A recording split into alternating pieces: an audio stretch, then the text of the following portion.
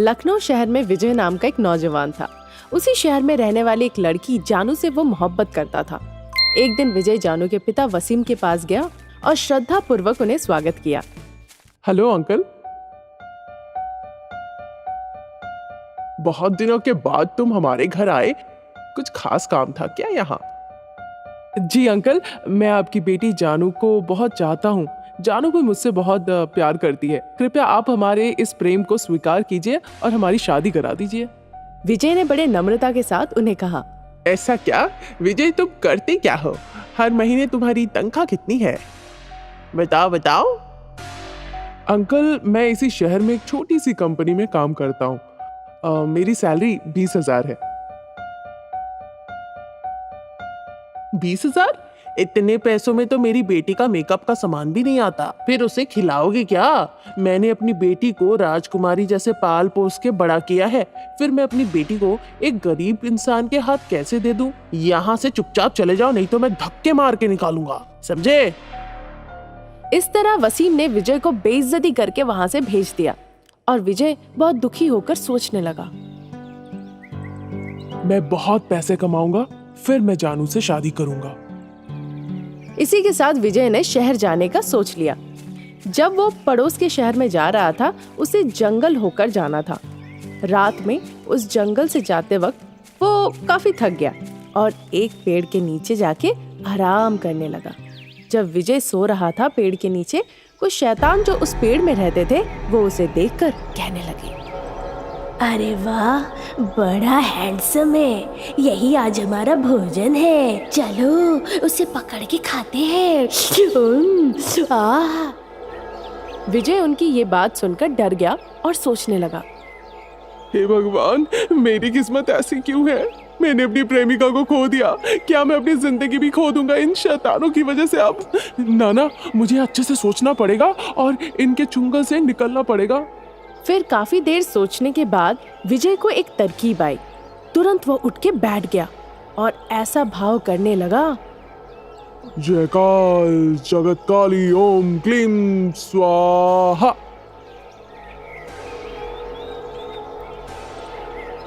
इस तरह वो जोर जोर से मंत्र पढ़ने लगा। फिर वो एक बॉडी स्प्रे और लाइटर निकाला अपने बैग से और एक साथ दोनों को दबाया। तुरंत आग जलने लगे। ये देखकर वो शैतान डर गए और सोचने लगे, अरे बाप रे, लगता है ये कोई जादूगर है। ये तो अपने हाथों से आग जला रहा है। चलो उसके पांव पड़ जाते हैं और माफी मांगते हैं, नहीं तो वो हमें इस आग में राख कर देगा। ये कहकर शैतान डर के मारे पेड़ से उतर आए। उन्हें देखकर विजय बिल्कुल डरा नहीं और चिल्ला कर बोला, क्या तुम मुझे खाना चाहते थे? हाँ, अब मैं तुम्हारा अंत दिखाता हूँ। श्रीमान, हमसे गलती हो गई है, आप जो कहेंगे हम वही करेंगे।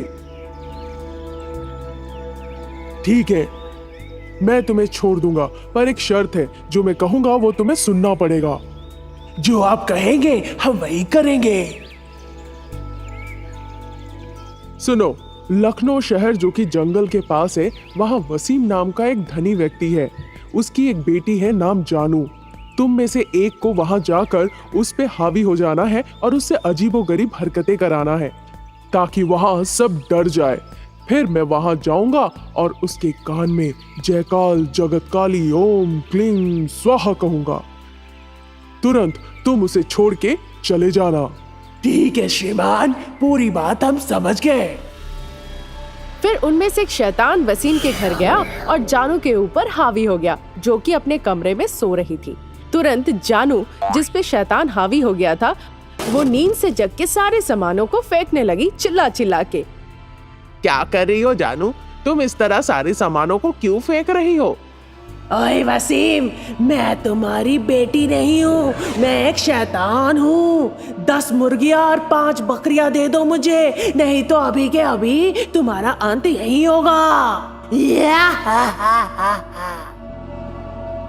ये सुनकर वसीम चौंक गया और सोचा, हाय अल्लाह, ये क्या है? शैतान कैसे मेरी बेटी पे हावी हो गया? तुरंत वसीम ने जादूगरों को बुलाया जो उसी शहर में रहते थे और बोला, जनाब, आप में से किसी ने अगर उस शैतान को पकड़ लिया जो मेरे बेटी पे हावी हुआ है, तो आप जो मांगेंगे मैं वही दूंगा। फिर वो सारे जादूगर जानू को घेर के खड़े हो गए और कई तरह के मंत्र पढ़ने लगे। फिर वो असमर्थ रहे जानू के शरीर से उस शैतान को अलग करने में। जनाब, हम उस शैतान को आपकी बेटी के शरीर से अलग नहीं कर पाए। ये कहकर वो चले गए वहाँ से। इसी के साथ वसीम उदास हो गया और अपनी बेटी को लेकर चिंतित हो पड़ा। इस बीच विजय आया वसीम के यहाँ और बोला, अंकल, मुझे अभी अभी पता चला इस बारे में। मैं अपनी जानू को बचाऊंगा। क्या तुम वो कर सकते हो जो वो जाने माने जादूगर नहीं कर पाए? जो मुझसे हो पाएगा मैं वो जरूर करूंगा। आप चिंता ना करें अंकल, सब ठीक हो जाएगा।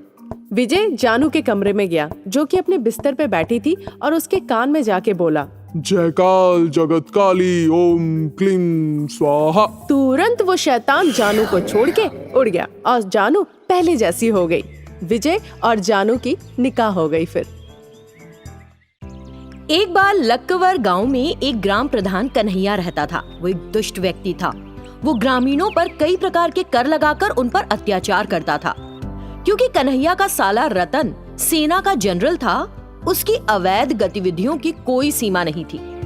सुभाष नाम के एक युवा लड़के ने गुरुकुल में अपनी पढ़ाई पूरी की और गांव वापस आ गया।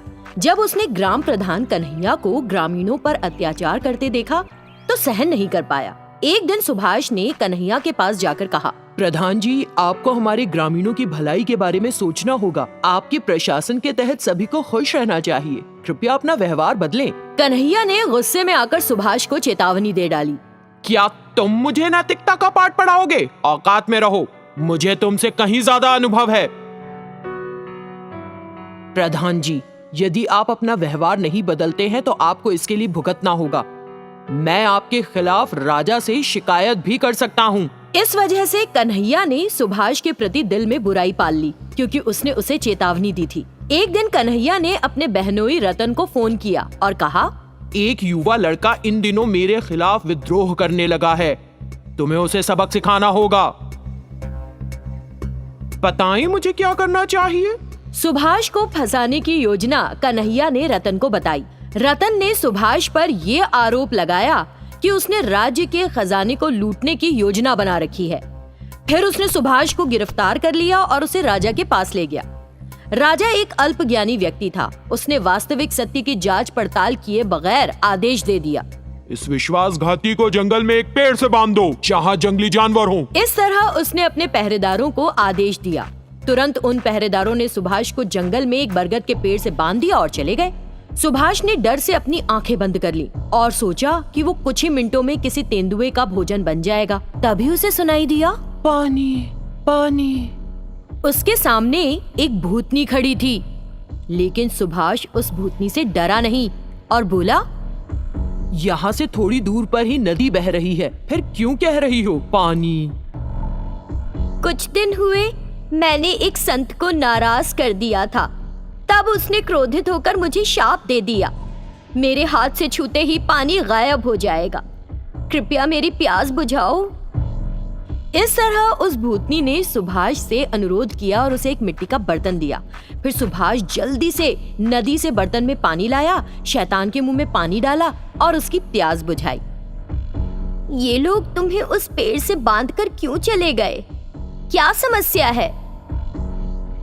तब सुभाष ने ग्राम प्रधान के दुष्ट कर्मों के बारे में स्पष्ट रूप से कहा, अपनी खातिर नहीं, लेकिन अपने गांव के लोगों की भलाई के लिए उन्हें सजा दिलानी ही होगी। तुम दूसरों की भलाई चाहते हो, मैं निश्चित रूप से तुम्हारी मदद करूंगी। इतना कहते हुए शैतान ने दो अन्य शैतानों को बुलाया और उन्हें बाघों में बदल दिया। ये शैतान बाघ तुम्हारी हर बात में मदद करेंगे। इन बाघों का उपयोग करके अपने ग्राम प्रधान को दंडित करो। उन बाघों को लेकर गांव में प्रवेश कर रहे सुभाष को देखकर सभी गांव वाले घबरा गए। जैसे ही सुभाष की नजर उन बाघों पर पड़ी, वे बाघ दो खूबसूरत लड़कियों में बदल गए। उन दो लड़कियों ने भारी भारी सोने के गहने पहने हुए थे। फिर सुभाष रात में उन दो लड़कियों के साथ मुफ्त आवास की इमारत में चला गया। कुछ लुटेरों ने उन युवा लड़कियों के सोने के गहने देख लिए। उन्होंने उस कमरे में प्रवेश किया और सोने के गहने चुराने की कोशिश करनी चाहिए। तुरंत वो युवा लड़कियां 2 बाघों में बदल गईं और जोर से दहाड़ी। उन बाघों ने उन लुटेरों को अपने पंजों से घायल कर दिया और अंधेरे में भाग गए। उस इमारत का मालिक, जिसने कुछ शोर सुना, जाग गया और उन लुटेरों को और सुभाष को राजा के पास ले गया। तब राजा ने धमकाते हुए पूछा तो उन लुटेरों ने सच उगल दिया कि वे ग्राम प्रधान कन्हैया और सेना के जनरल रतन के सहयोग से डकैती कर रहे थे। ये सुनकर राजा बहुत क्रोधित हो गया और उसने कन्हैया और रतन को आजीवन कारावास की सजा दी। उन्होंने सुभाष की भी सराहना की, जिन्होंने लोगों की भलाई के लिए काम किया और उसे सेना का जनरल नियुक्त किया। तब सुभाष ने जंगल में जाकर शैतान और शैतान के बाघों का उसकी सहायता करने के लिए धन्यवाद